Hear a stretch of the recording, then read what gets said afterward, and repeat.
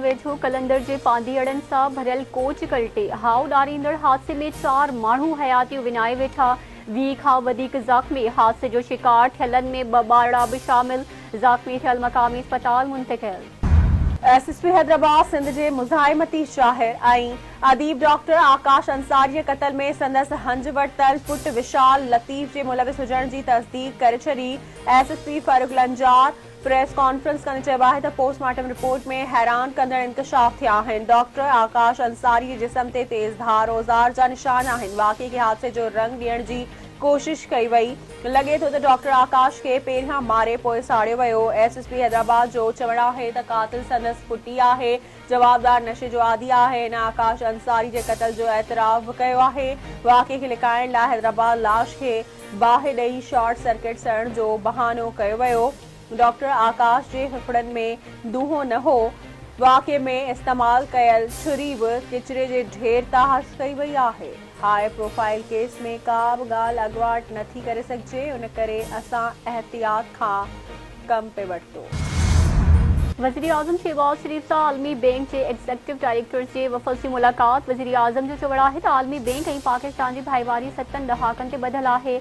आलमी बैंक जे सरकार सां तामीर थियल मनसूबनि मुल्की तरक्की में अहम किरदार अदा कयो। आलमी बैंक कंट्री पार्टनरशिप फ्रेमवर्क तहत पाकिस्तान में $40 अरब जी सीड़पकारी कंदी। $20 अरब मां सिहत तालीम समेत ॿियनि समाजी शोबनि जे मनसूबनि सां तरक्की जो नओं बाब खोलंदो।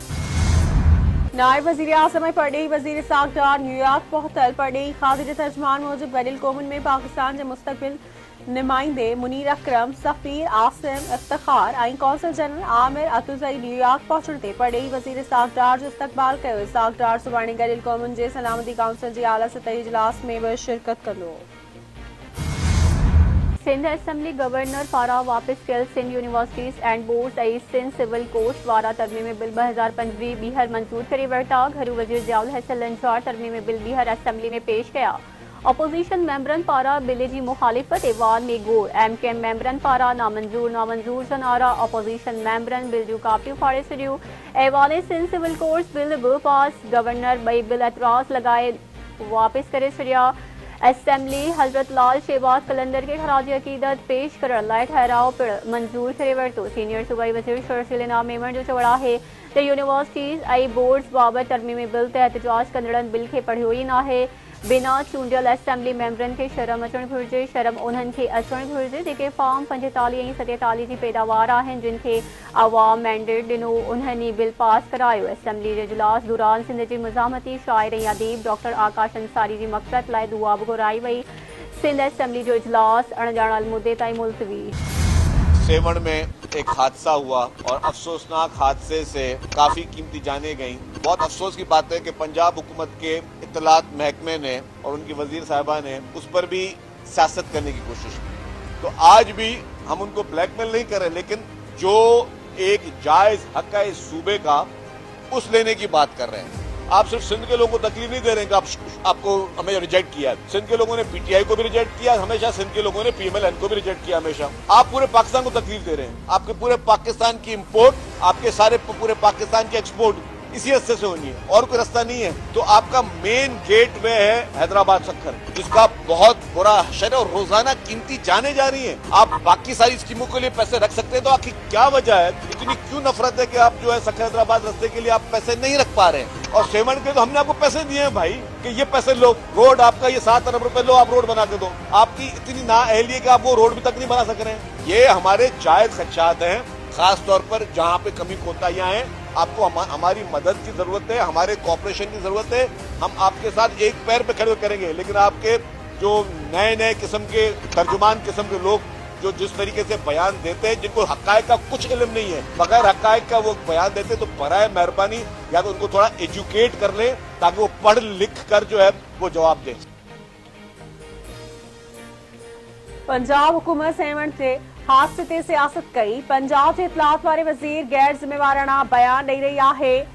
रोड हादसनि ते सियासत करण किरियल हरकत आहे। सिंध में रोड हादसनि जो ज़िम्मेवार वफ़ाक़ आहे। इंडस हाईवे जी मरमत NH जी ज़िम्मेवारी आहे। हैदराबाद सखर रोड अञा मुकमल नाहे थियो। या नून लीग जी वफ़ाक़ी हुकूमत जी नाअहली आहे। सिंध हुकूमत वफ़ाक़ खे उन रोड लाइ 7 अरब रुपया ॾिना पर अॼु ताईं मुकमल न थियो। सिंध जे सीनियर वज़ीर शर्जिल नाम मेमण जो कराची में मीडिया सां ॻाल्हियूं थियण सां बणाए त असीं मञूं था त कराची जा रोड ख़राब आहिनि पर मरमती कम थी रहियो आहे। असां ईअं नथा करे सघूं त अॼु खां पोइ हैवी ट्रैफ़िक कराची न ईंदी। हैवी ट्रैफ़िक खे बंदि करण जूं ॻाल्हियूं कंदड़ सियासी जमायतूं सोची सम्झी ॻाल्हाइनि। पाकिस्तानी नुक़सान पहुचाइण में PTI शामिल रही।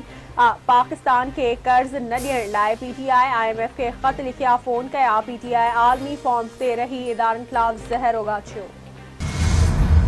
हादसनि ते सियासत न करणु घुरिजे। पंजाब जा वज़ीर पहिरियां पंहिंजे सूबे ते ध्यानु ॾियनि ऐं उते मकानी चूंडूं कराइनि। सिंध औलियाउनि जी धरती आहे। हिन हफ़्ते NH चेयरमैन खे ख़त लिखी पुछंदो त सेवर जामशोरो रोड छो न ठही रहियो आहे। खेसि जवाबु ॾियणो पवंदो त छा सबबु आहे जो हिते मनसूबा देर जो शिकार थी रहिया आहिनि। सिंध हुकूमत हर सतह ते अवामी मसइलनि लाइ आवाज़ बुलंद करे रही आहे। वक्ती गवर्नर अवैस कादिर शाह जो सेवर में लाल शहबाज कलंदर जी उर्स तक़रीबन जो इफ्तिताह करण खां पोइ मीडिया सां ॻाल्हियूं। KP जे इस्लाम वारे सलाहकार बैरिस्टर सैफ जे बयान ते सिंध हुकूमत जे तर्जुमान सुमिता अफ़ज़ाल सैयद जो रद्द अमल थियण सां आहे त बिलावल भुट्टो ज़रदारी अवामी हिमायत सां वज़ीर आज़म बणिजंदो। बिलावल भुट्टो ज़रदारी PTI बानी वांगुरु साज़िश ऐं जोड़ तोड़ सां वज़ीर आज़म न बणिजंदो। पाकिस्तान खे बहराननि मां कढण लाइ हक़ीक़ी क़यादत जी ज़रूरत आहे जेका बिलावल भुट्टो ज़रदारी वटि आहे। PP हमेशह अवामी हिमायत ऐं जमहूरी तरीक़े सां इक़्तिदार में आई आहे। नूरशरो फिरोज़ जी अदालत में पुलिस से हमले केस में ज़मानत मिलण खां पोइ गुलाम मुर्तज़ा जतोई हिक ॿिए केस में गिरफ़्तार। Ghulam Murtaza Jatoi district and session जज की अदालत में पेश थियो। अदालत ज़मानत मंजूर कई। बाद में अदालती अहाते मां पुलिस अटालन गुलाम मुर्तज़ा जतोई के नौजवान बिलावल ज़रदारी जे क़त्ल केस में हिरासत में वठी छॾियो। पुलिस मूजिब 1 साल अॻु मोरो में क़त्ल थियल नौजवान बिलावल ज़रदारी जे क़त्ल केस में गुलाम मुर्तज़ा जतोई के गिरफ़्तार कयो। गुलाम मुर्तज़ा जतोई के सुभाणे ATC अदालत में पेश कयो वेंदो। सिंध हाई कोर्ट शहीद सहाफ़ी नसरुल्लाह गडानी क़त्ल केस में जवाबदारनि जा नाला ख़ारिज करण वारो दहशतगर्दी टोड़ अदालत जो फ़ैसिलो मुअतल करे छॾियो। केस जी ॿुधणी 18 मार्च ताईं मुलतवी। जवाबदारनि खे ॿीहर नोटिस जारी। ॿुधणी दौरान MNA ख़ालिद लुंड, संदसि पुटु शहबाज़, नूर मोहम्मद लुंड ऐं बरकत लुंड पेश न थिया। वकीलनि ऐं पुलिस विच में तकरार खां पोइ मोकल ते वियल SSP हैदराबाद फ़ारूक लंजार वापसि ऑफिस पहुची चार्ज संभाले वरिती। मथनि गोल निछावर केक बि कटियो वियो। SSP फ़ारूक लंजार खे बोस्ती जो पटको बि पारायो वियो। वकीलनि ऐं पुलिस विच में तकरार खां पोइ SSP फ़ारूक लंजार 1 हफ़्ते जी मोकल ते रवानो थी वियो हो। सिंध जे अज़ीम सूफ़ी बुज़ुर्ग हज़रत लाल शहबाज कलंदर जे 773 उर्स जूं तक़रीबूं सेवण में जारी। वक्ती गवर्नर अवैस कादिर शाह कलंदर जी मज़ार ते गुलनि जी चादर चाढ़ी उर्स तक़रीबन जो इफ्तिताह कयो। 3 ॾींहनि वारनि उर्स तक़रीबन में शिरकत लाइ मुल्क जी कुंड कुर्च मां वॾे अंग में पांधेड़ा सेवण पहुतल। हर पासे दमादम मस्त कलंदर जी सदाऊं बुलंद। कलंदरी धमाल ते रक्स सिक्योरिटी जा इंतज़ाम सख़्त कया विया।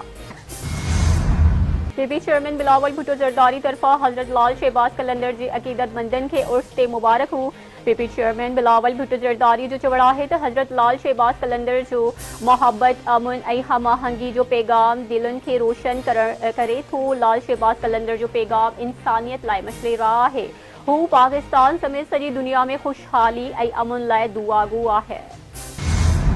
इसराइल फ़ौज जे मैनेजर जनरल अयास ज़मीर के फ़ौज जो नओं सरबराह मुक़ररु कयो वियो। इसराइल मीडिया मूजिब काबीना मेजर जनरल अयास ज़मीर खे इसराइली डिफेंस फोर्स जो चीफ ऑफ स्टाफ मुक़ररु करण जी हतमी मंजूरी ॾिनी। मेजर जनरल तामीर खे नए आर्मी चीफ जो नायब मुक़ररु कयो वियो।